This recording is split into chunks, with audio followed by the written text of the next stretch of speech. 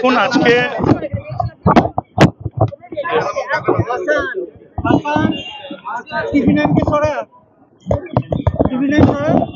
আজকে এই যে নির্বাচন চলাকালীন আমরা দেখছি চারিদিকে নির্বাচন কমিশন শান্তিপূর্ণ নির্বাচন করার জন্য কোটি কোটি টাকা ব্যয় করে আজকে যে মানুষকে ভোট দেওয়ার অধিকার গোটা ভারতবর্ষব্যাপী কনফার্ম করছে।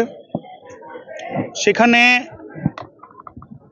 একটা অদ্ভুত ঘটনা, যে ঘটনাটা আমরা বারবার নির্বাচন কমিশনকে বলে আসছিলাম, যে বহরমপুর লোকসভা কেন্দ্রের প্রার্থী অধীর রঞ্জন চৌধুরী 26টা খুনের আসামি, বর্তমানে দীর্ঘ কেস চলার পর সেই সাক্ষী টাক্ষী বা তাদের পরিবারের অর্থনৈতিক অভাবের জন্য হয়তো 4-5টা কেস পেন্ডিং। একজন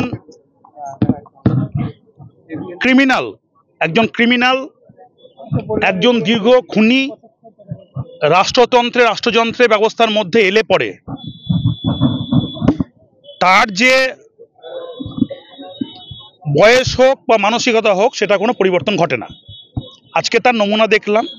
এই যে এই ছেলেটা বিভান দাগে কংগ্রেস করত, এর বাবা প্রাণ গেছে অধীর চৌধুরীর জন্য, কিন্তু যেখানে বলা হচ্ছে যে ওকে গো ব্যাক স্লোগান দেওয়া হয়েছে, কোনো সিসিটিভি ফুটেজে আপনারা দেখাতে পারবেন না যে গো ব্যাক স্লোগান দেওয়া হয়েছে। যেহেতু ও তৃণমূল কংগ্রেসের ওখানকার বুথ সভাপতি, আমাদের রায় ওইখানকার টাউন অবজারভার, ওই ওয়ার্ডে 13 নম্বর ওয়ার্ডেই বাড়ি, ওরা ওখানে দাঁড়িয়ে গল্প করছিল এবং হচ্ছে মন্দিরে শিব পুজো, শিবের ওইখানে একটা হনুমান মন্দির আছে, হনুমান মন্দিরের সামনে ওরা পুজো পার্বণ করছিল। হঠাৎ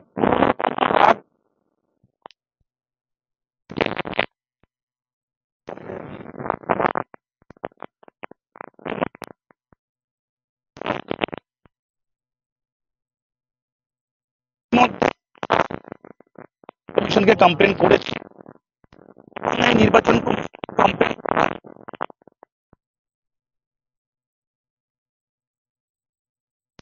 বলুন, আজকে বিজেপির ক্যান্ডিডেট বলুন, নির্মল সাহা বলুন, কেউ সবারই কিন্তু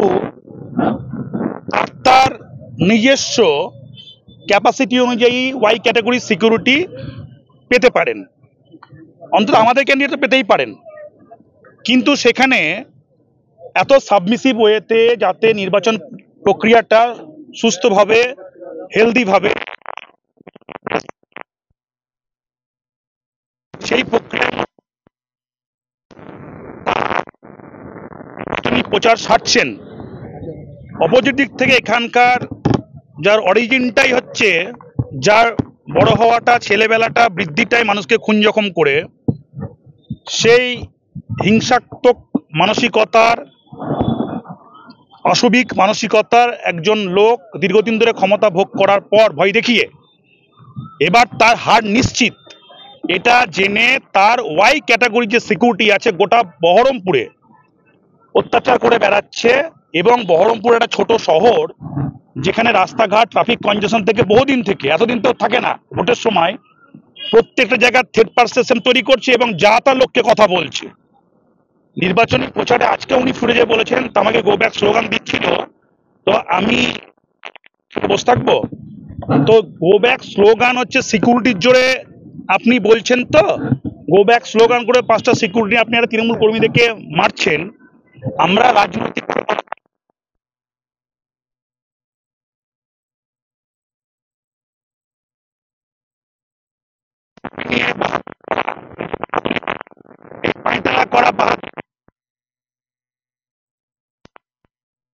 72 বছরের একজন বৃদ্ধ মানুষকে আমাদের তৃণমূল কংগ্রেসের কর্মীরা আপনার বয়সের দিকে তাকিয়ে আপনাকে কনসিডার করছে।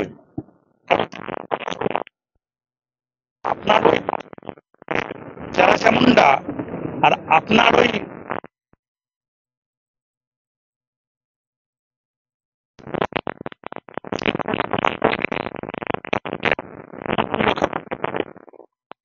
একটা হেরে যাওয়া একটা লস প্রজেক্ট, আপনাকে নিয়ে তৃণমূলে বেশি ভাবার দরকার নাই। অত বাহাদুরি থাকে 7টা বিধানসভায় আপনাকে ঘুরুন। বহরমপুরের মধ্যে আপনি যেভাবে সন্ত্রাস তৈরি করছেন তার দুটো উদ্দেশ্য, একটা হচ্ছে থ্রেট পারসেপশন তৈরি করে ভোটটাকে সংগ্রহ করা, অন্যদিকে বহরমপুরে ব্যবসাদারদের ওপর এই থ্রেট পারসেপশন তৈরি করে কিছু ওর জেলা চামুন্ডা আছে পয়সা কালেকশন করা, দিয়ে পরে হেরে গিয়ে অন্য পার্টিতে ডিগবাজি মারা, যেটা ওর আগে আরএসপি করতো, নকশাল করতো, রামবাবু ফরওয়ার্ড ব্লক করতো, এটা ওর রক্তের চরিত্রের মধ্যে আছে। নির্বাচন চলাকালীন আমরা দেখছি চারিদিকে নির্বাচন কমিশন শান্তিপূর্ণ নির্বাচন করার জন্য কোটি কোটি টাকা ব্যয় করে আজকে যে মানুষকে ভোট দেওয়ার অধিকার গোটা ভারতবর্ষব্যাপী কনফার্ম করছে। সেখানে একটা অদ্ভুত ঘটনা, যে ঘটনাটা আমরা বারবার নির্বাচন কমিশনকে বলে আসছিলাম, যে বহরমপুর লোকসভা কেন্দ্রের প্রার্থী অধীর রঞ্জন চৌধুরী 26টা খুনের আসামি, বর্তমানে দীর্ঘ কেস চলার পর সেই সাক্ষী তাদের পরিবারের অর্থনৈতিক অভাবের জন্য হয়তো 4-5টা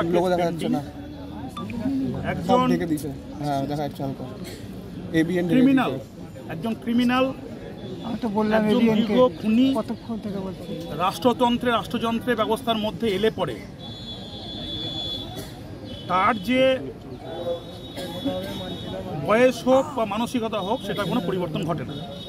আজকে তার নমুনা দেখলাম, এই যে এই ছেলেটা বিভান দাগে কংগ্রেস করত, এর বাবা প্রাণ গেছে অধীর চৌধুরীর জন্য, কিন্তু যেখানে বলা হচ্ছে যে ওকে গো ব্যাক স্লোগান দেওয়া হয়েছে, কোনো সিসিটিভি ফুটেজে আপনারা দেখাতে পারবেন না যে গো ব্যাক স্লোগান দেওয়া হয়েছে।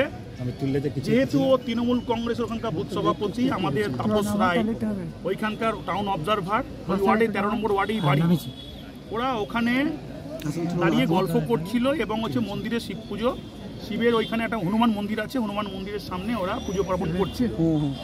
হঠাৎ পুরনো কোনো রাগ বশত গাড়ি থেকে নেমে ওকে ধাক্কা দেয়, আক্রমণ করে চটথাপ্পড় মারে এবং বাকি মহিলাদেরকে চামচিতায় স্ল্যাং ল্যাঙ্গুয়েজ ইউজ করা অধীর চৌধুরী নিজে এবং তার 2 ক্রিমিনাল সাগরেদ।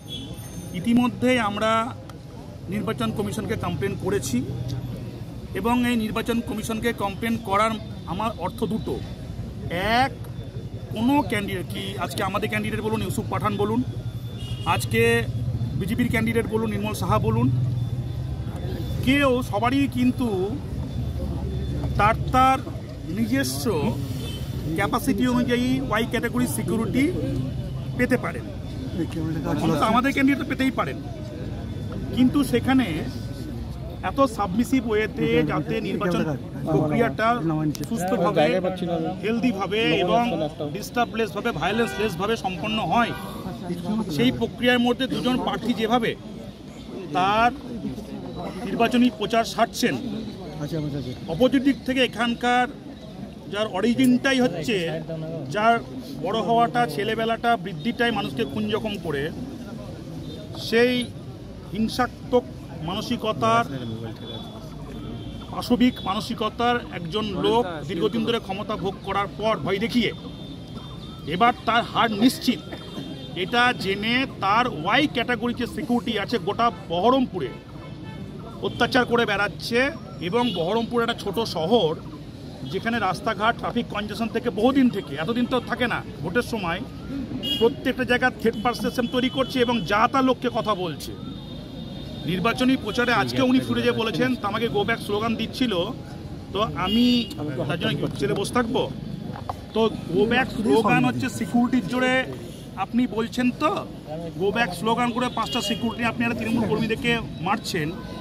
আমরা রাজনৈতিকভাবে গণতান্ত্রিক পদ্ধতিতে আমরা কিন্তু কঠোরতম আন্দোলন করব যদি না আপনি আপনার এই সিকিউরিটি নিয়ে বাহাদুরি করা, এই যে বাহাদুরি করা, এই পাঁয়তারা করা, বাহাদুরি করা, দুটো শব্দ ইউজ করছি, আপনার মতন 70 বছরের একজন বৃদ্ধ মানুষকে আমাদের তৃণমূল কংগ্রেসের কর্মীরা আপনার বয়সের দিকে তাকিয়ে আপনাকে কনসিডার করছে, কারণ তৃণমূল কংগ্রেস কর্মীরা অসভ্য নয়। আপনার ওই 5টা 2-3টে চেলা চামুন্ডা আর আপনার ওই 5টা সিকিউরিটির বাহাদুরি তৃণমূল কংগ্রেস মোকাবেলা করতে পারে। 2021 সালে শীতলকুচির ঘটনা প্রমাণ করে দিয়েছে জীবন দিয়েও তৃণমূল কর্মী রক্ষা করতে পারে। আপনি তো একটা হেরে যাওয়া একটা লস প্রজেক্ট, আপনাকে নিয়ে তৃণমূলের বেশি ভাবার দরকার নাই। অত বাহাদুরি থাকে 7টা বিধানসভায় এমনিকে ঘুরুন। বহরমপুরের মধ্যে আপনি যেভাবে সন্ত্রাস তৈরি করছেন তার দুটো উদ্দেশ্য, একটা হচ্ছে থ্রেট পারসেপশন তৈরি করে ভোটটাকে সংগ্রহ করা, অন্যদিকে বহরমপুরে ব্যবসাদারদের ওপর এই থ্রেট পারসেপশন তৈরি করে কিছু ওর জেলা চামুন্ডা আছে পয়সা কালেকশন করা, দিয়ে পরে হেরে গিয়ে অন্য পার্টিতে ডিগবাজি মারা, যেটা ওর আগে আরএসপি করতো, নকশাল করতো, রামবাবু ফরওয়ার্ড ব্লক করতো, এটা ওর রক্তের চরিত্রের মধ্যে আছে। আপনারা কি নির্বাচন কমিশনকে অভিযোগ করছেন? হ্যাঁ, ডেফিনেটলি অভিযোগ করেছি, অলরেডি করেছি। আমরা যা যেখানে যে ফোরামে অভিযোগ করেছি, সিসিটিভি ফুটেজে দেখেছেন যে ওনার যদি কোনো বক্তব্য থাকে, আগের দিন মিউনিসিপ্যালিটি অফিসে মিউনিসিপ্যালিটি জুরিডিকশনের মধ্যে এসে দাদাগিরি করে গেলেন মিডিয়াকে নিয়ে এসে। কে পারমিশন দিয়েছে? ওনার অথরিটি কী আছে?